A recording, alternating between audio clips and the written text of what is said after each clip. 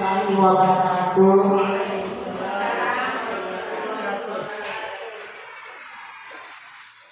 Alhamdulillah hari ini kita masih bisa berkumpul di tempat yang tempat ini untuk melakukan kegiatan kita makan bersama, berkumpul bersama dengan membahas tentang kegiatan-kegiatan yang akan kita lakukan ke depan. Dan untuk mempersingkat waktu, pada hari ini Jumat, yang akan saya jelaskan pertama-tama tentang membangun komunitas belajar dalam sekolah. Nah, sebelum saya memulai penjelasan tentang komunitas belajar, apakah antara kalian Bapak dan Ibu guru sudah pernah ada mendengar apa itu komunitas belajar atau komik? Belumnya?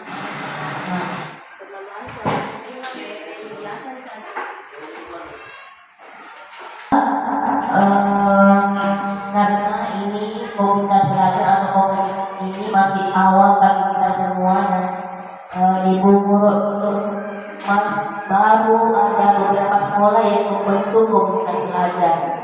Nah, Kombel ini sebelum saya jelaskan, Kombel ini komunitas belajar ini dalam satu sekolah itu kita disuruh untuk membentuk satu grup, satu komunitas. Nah, sebenarnya di mana kepala sekolah dan guru, siswa tidak dilibatkan dalam komunitas belajar ini, dan kita disuruh untuk memberikan nama. Nah, sebelum kita berdiskusi tentang nama apa yang bagus komunitas kita nanti ini untuk SD 6 Sengkae, sebelumnya saya mau jelaskan sedikit apa itu komunitas belajar supaya kita tahu bahwa komunitas belajar itu begini.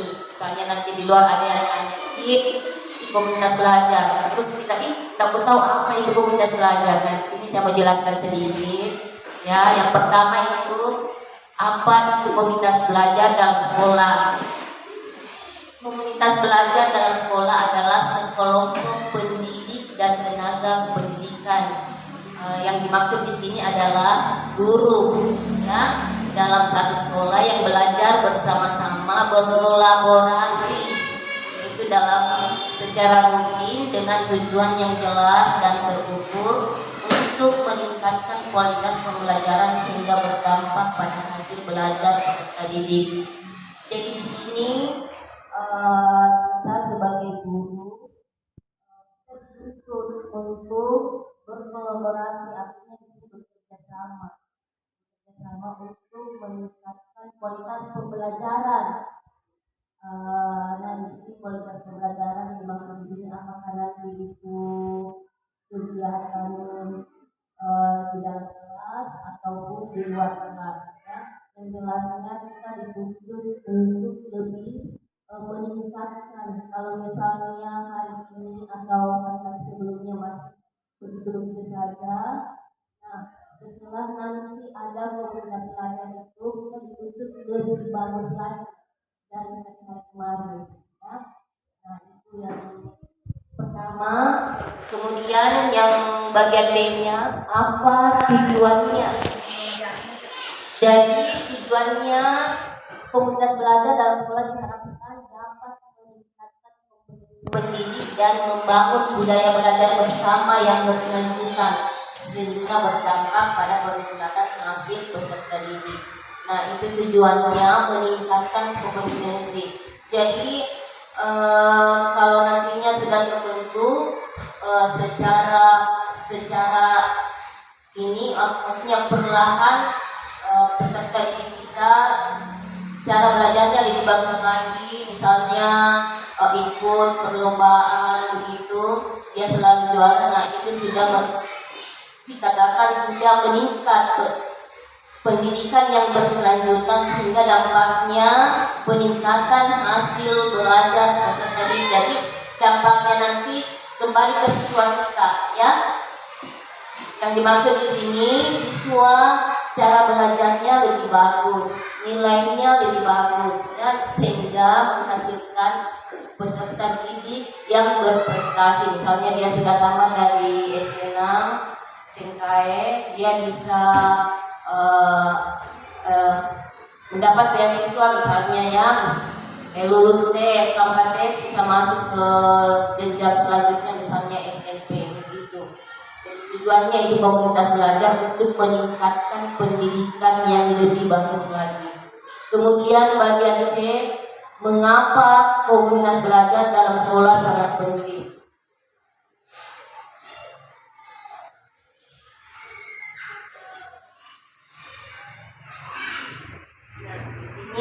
Mengapa komunitas belajar dalam sekolah sangat penting? Karena komunitas belajar menjadi wadah merealisasikan terjadinya kolaborasi antar pendidik, ya. Pendidik belajar bersama, tidak terisolasi, ya. Jadi di sini maksudnya secara bersama-sama belajar, tidak ada kata di petak-petak, ya. Maksudnya ini belajar di sini, yang si A belajar tersendiri, si B belajar tersendiri, itu tidak ada, semuanya sama, semuanya dalam satu ruangan, tidak ada namanya terisolasi, tidak ada yang dipisah-pisahkan. Jadi pendidik bersepakat tentang standar umum seperti pembelajaran yang efektif, rubrik, indikator, penilaian, pendidikan. Pendidik bersepakat bahwa pendidikan semua peserta didik adalah tanggung jawab kolektif.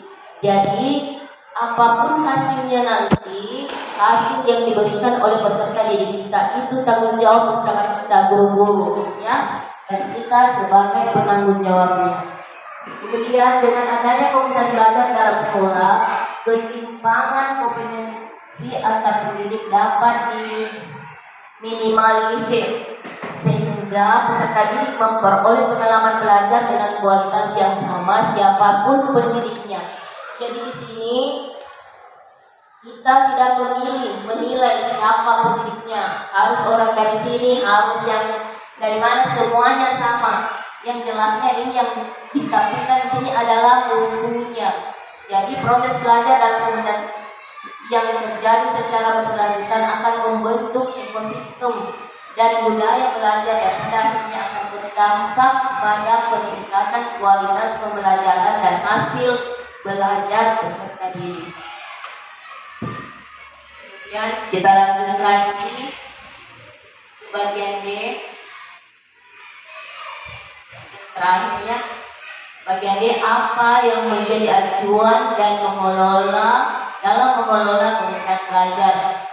Nah, acuannya di sini adalah komunitas belajar merujuk pada Dupont et al. Tahun 2021 tentang Professional Learning Community.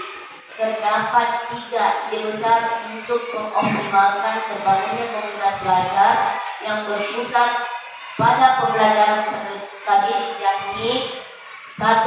Fokus pada pembelajaran. Ketika belajar bersama di dalam komunitas, pendidik diharapkan berfokus pada pembelajaran peserta didik. Jadi kita mengajar di dalam kelas. Nah, diharapkan yang pendidik di sini, yang dimaksud pendidik adalah guru. Kita harus fokus pada pembelajaran apa yang kita